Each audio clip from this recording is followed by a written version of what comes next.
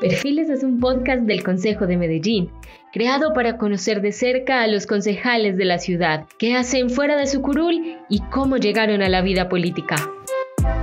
Bienvenidos.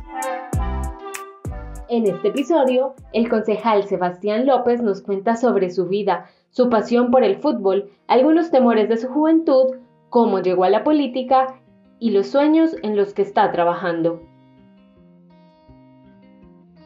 Bueno, yo recuerdo mucho mi infancia porque afortunadamente tuve la posibilidad de tener a mis padres. Tengo 2 hermanas y nací, digamos, en 2 familias muy numerosas. Entonces fue una bendición de Dios en el sentido de que podía compartir con muchos familiares durante muchos momentos y, digamos, eran 2 familias muy unidas.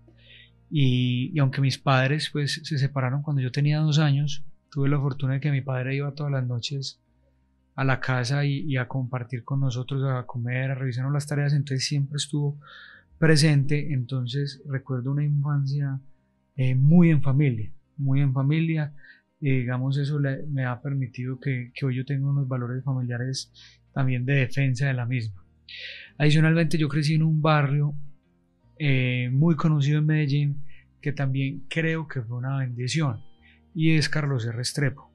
¿Por qué? Porque Carlos R. Restrepo tenía unas características muy especiales. Uno, creo que todavía no estoy seguro, es la unidad residencial más grande inclusive de Colombia, si no estoy mal, pero al menos de Medellín tengo entendido que sí lo era. Creo que era inclusive más grande que Tricentenario, porque Carlos R. Restrepo tiene 99 bloques, y aparte de que era también abierta, no era una unidad cerrada, y tiene muchas zonas verdes, que a diferencia, digamos, de las construcciones de hoy en día que carecen de mucha zona verde, pues Carlos E. afortunadamente lo tenía, digamos, y en exceso. Eso permitió que también creciera en un entorno muy agradable, con muchos amigos, porque habían muchos niños y donde podíamos compartir en una cantidad de espacios. Habían parques, había montar en bicicleta, jugar fútbol. Realmente Carlos es el lugar ideal para crecer, digamos, uno siendo niño, por todo eso. No sé si haya cambiado, digamos, después de tantos años. Y también tuve la posibilidad de estudiar en un colegio muy bacano, porque, digamos, tiene una filosofía de formación de la persona, no tanto enfocado en volverse una máquina académica, sino más bien ser un buen ser humano, y es el Instituto Jorge Robledo. Y el colegio pues tenía 2 cosas que en su momento, digamos, no eran lo común, hoy creo que sí lo es, y era que era mixto, entonces yo tuve la posibilidad de formarme con hombres y mujeres, y adicional no tenía uniforme, que la filosofía del colegio nos permitió vivir una niñez muy bacana. O sea, tuve, la mayoría de mis compañeros fueron desde el año 90 que ingresé en el colegio.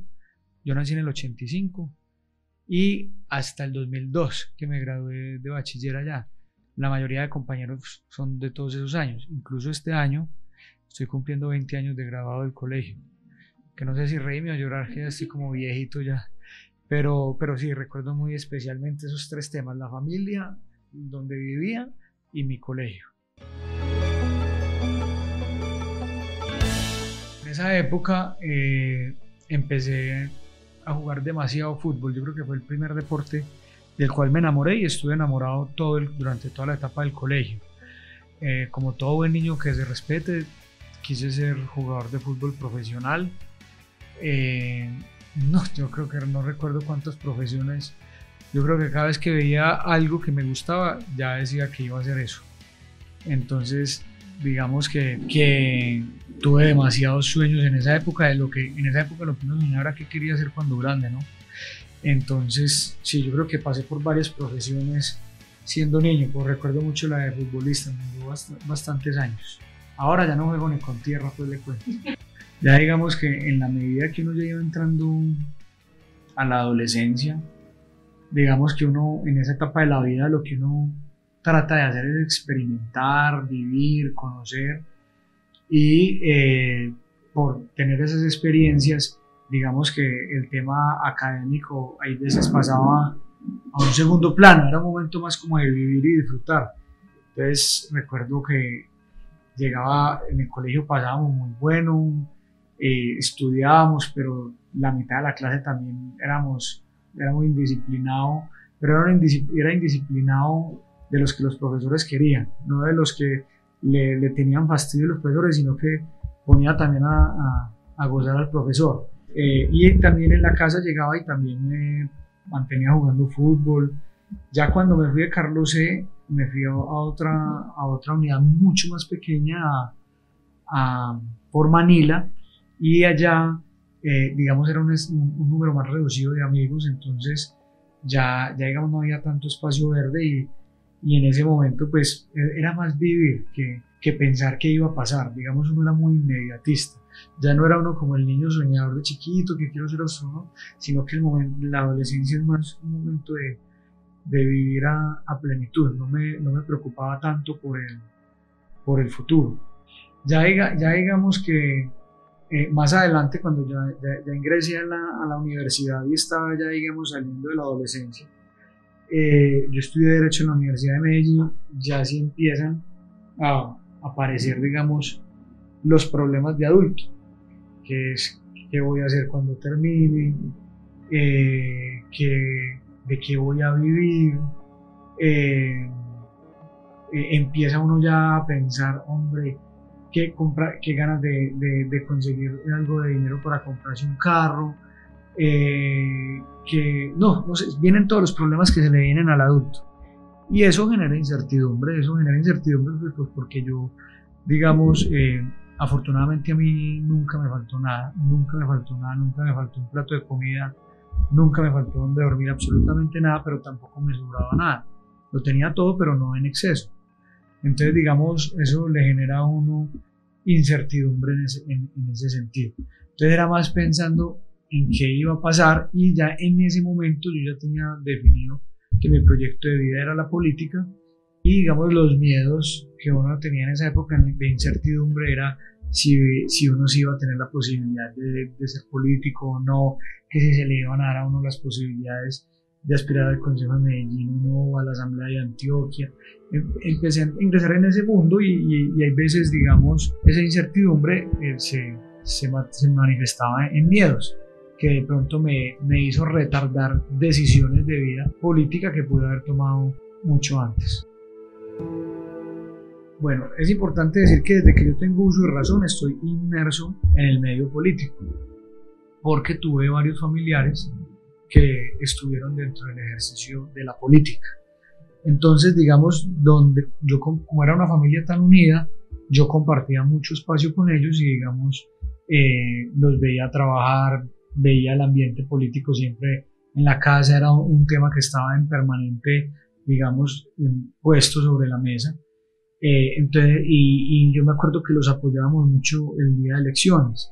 Cada vez que había día de elecciones, los primitos, yo recuerdo para ahí de los 9, 10 años, nos mandaban en un taxi a recorrer todo Medellín, a recoger personas para llevarlas a votar al puesto de votación y regresarlas a la casa. Y arrancábamos ese día a las 6 de la mañana y terminábamos y acompañábamos esos eventos. Entonces, digamos, estuve inmerso. Pero eso no es, digamos, una condición sine qua non para uno dedicarse a ese tema. Pues porque somos 33 sobrinos que estuvimos en ese entorno, y solo a dos nos quedó gustando este tema. Entonces, mira que no es una condición. Ya posteriormente, que uno va entendiendo la política, uno va entendiendo que esto requiere vocación, y es una vocación de servicio, es una vocación de uno trabajar por el bienestar de todos, para que todos vivamos mejor y en un lugar mejor.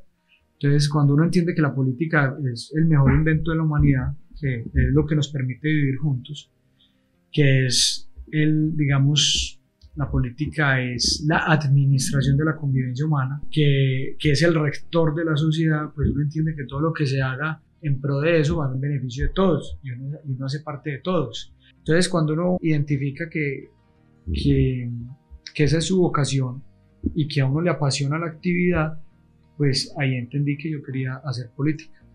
Especialmente recuerdo el día que yo dije voy a ser político. y fue el día de la elección de Álvaro Uribe como presidente la primera vez, en el 2002. Eso fue a finales de mayo del 2002.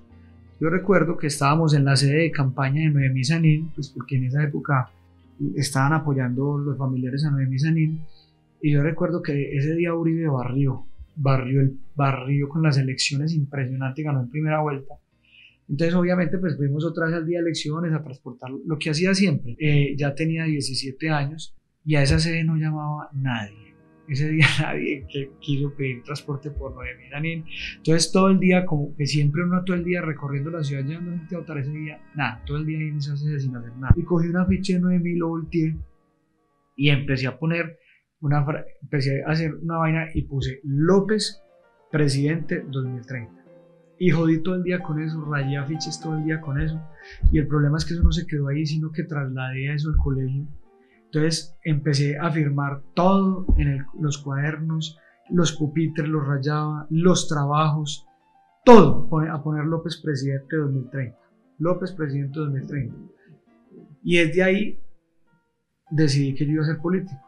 Y vos te fijas en el anuario del colegio cuando nos graduamos y muchos compañeros, cuando López sea presidente en el 2030, y eso de rayé trabajos, pupitre, todo lo firmaba con López presidente 2030, y eso fue ese año, no sé.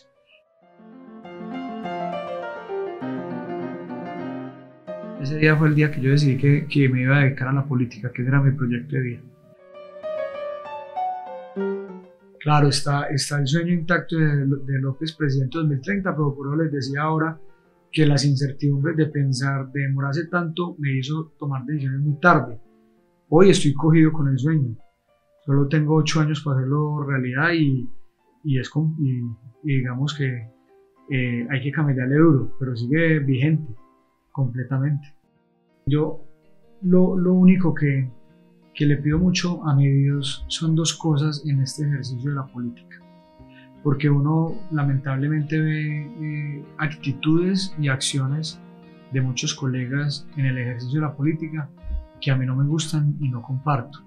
Entonces lo primero que le digo a mi Dios es: no me permitas nunca volverme un bandido para hacer política. Para eso te pido el favor de que me quites de aquí. O sea, si yo me tengo que, digamos, torcer para, digamos, lograr los objetivos políticos, que me lleve para otra actividad. No quiero nunca hacer eso. Y 2, que no me deje olvidar nunca para qué es la política.